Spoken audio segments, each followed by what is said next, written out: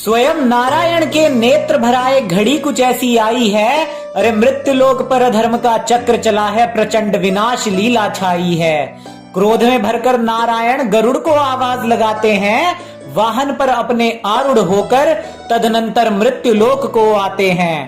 अंधकार में खोया मनुज कली के वश में ऐसा आया था, सामने खड़े नारायण को भी पहचान कोई ना पाया था। भगवान सोच रहे मन ही मन, मृत्यु लोक में कैसा कोहराम छाया है।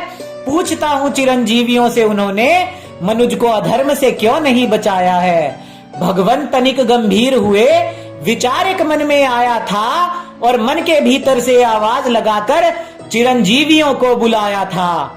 बलि विभीषण अश्वत्थामा संग विष्णु समक्ष खड़े जमदग्नेय थे, व्यास और कृपा भी साथ में थे और गदा लिए अंजनेय थे।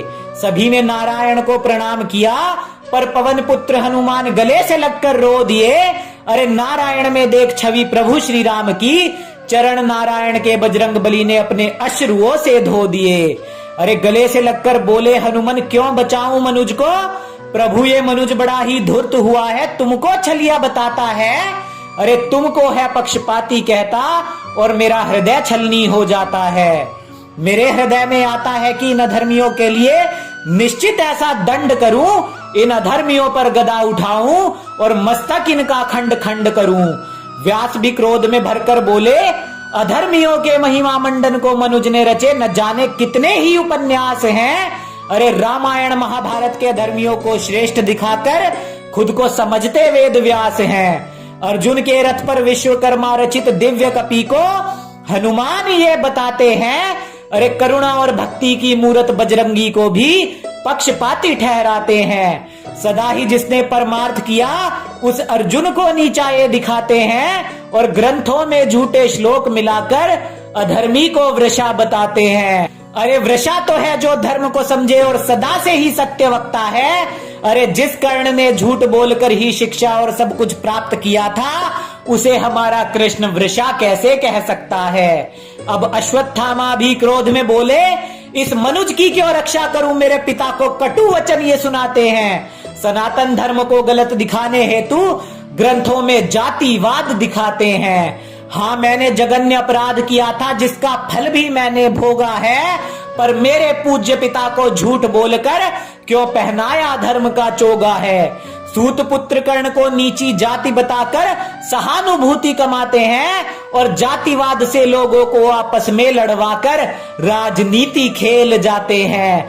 कृपाचार्य को भी ताव चढ़ा और बोले, दुर्योधन कर्ण को आदर्श मानकर ये समाज भी बन चुका धर्मी है। आज भी द्रौपदी नहीं है सुरक्षित, मनुष्य हो चला दुष्कर्मी है। हाथ जोड़ फिर बोले विभीषण, धर्म की खातिर विरुद्ध हुआ भाई के, फिर भी ना मिला मुझको सम्मान है। इस मनुज की मैं क्यों रक्षा करूं, जो कुलद्रोही कहकर करते मेरा अपमान है।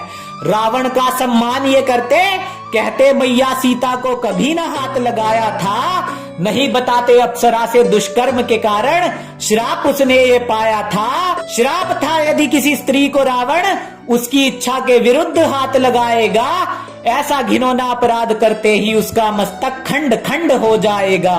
अरे रावण बनने की चाह में ये मनुज अपने अहंकार में ऐठा है, उसके जितना ज्ञान तो प्राप्त कर सकता नहीं था, बस उसकी भांति दुष्कर्मी बन बैठा है। हनुमान बोले, हे प्रभु मैं तो आपकी प्रतीक्षा में ये धर्म सहता हूँ, पर जितने भी यहाँ राम और कृष्ण भक्त हैं उनकी रक्षा के लिए तत्पर रहता हूँ। नारायण ने फिर मौन को तोड़ा और बोले, कुछ क्षण ठहरो, मैं कल्कि बनकर आऊंगा। कली पुरुष की सधर्मी सेना में भीषण विध्वंस मचाऊंगा और धर्म योद्धाओं में भी संदेश भेज दो, दुष्कर्मियों की छाती पर तन जाओ तुम, उनके अधर्मी जीवन को काल भैरव बन खा जाओ तुम। अभी कुछ समय ये है तुम्हारी जिम्मेदारी, कहीं ना कोई दुराचार हो, निर्भया और आसिफा के आगे मानवता फिर से ना शर्मसार हो। जो सही मार्ग पर आ जाएगा वो फिर से स्वर्ण युग में जाएगा और जो अधर्म में ही खोया रहेगा वो काल की भेंट चढ़ जाएगा। अरे कह दो जाकर दुनिया से अब कल की आने वाले हैं, अधर्मियों के ऊपर संकट के बादल फिर से छाने वाले हैं। कल्कि का संदेश यही है, कली के दिखाए बुरे स्वप्न को तोड़ दो और ये नीच धर्मियों को आदर्श मानकर जबरदस्ती धर्मात्मा दिखाना छोड़ दो।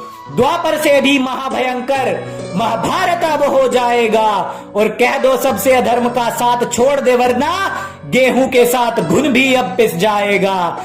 जाकर कह दो सबसे अब जरा विवेक का इस्तेमाल करो, अधर्मियों का महिमा मंडन करके ना तैयार अपना काल करो। कह दो जाकर अधर्म के भक्तों से कोई कर्ण आज भी दुर्योधन को नहीं बचाएगा। अरे दुशासन से भी बुरी मौत दुष्कर्मियों को विष्णु का कल की रूप दिखलाएगा। ये मेरी कविता नहीं, ये है चेतावनी, अब अधर्मियों पर उतरना धर्म का रोष है। अरे कान खोल कर सुनो अधर्मियों, ये कलयुग के महाभारत का उद्घोष है। अरे कान खोल कर सुनो अधर्मियों, ये कलयुग के महाभारत का उद्घोष है।